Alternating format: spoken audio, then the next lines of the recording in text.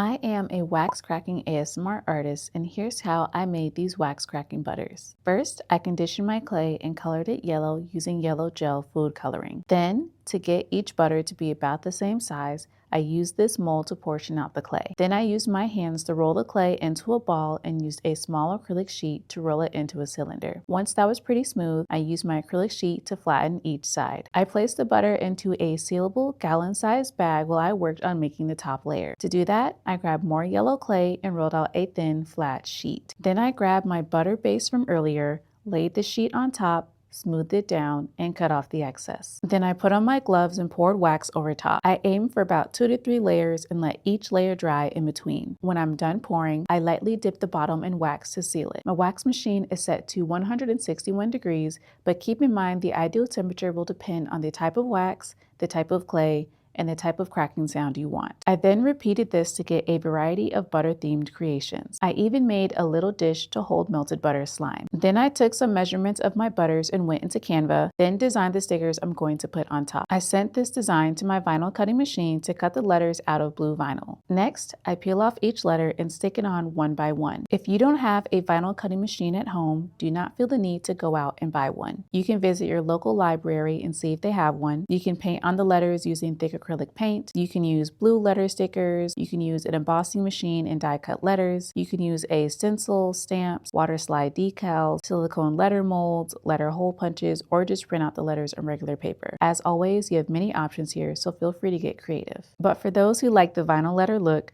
I was thinking of putting these in my store. Would you guys be interested in something like that? When you're ready, put your creations in the freezer for 20 to 30 minutes and squish away. If you would like more information, I have all of my tutorials, supplies, and links on my blog, cozylittlelife.com. Just search wax cracking butter and this specific tutorial will pop up. If you haven't already, I recommend watching my beginner tutorial for more tips. But if you have any more questions, please let me know. Thanks for watching.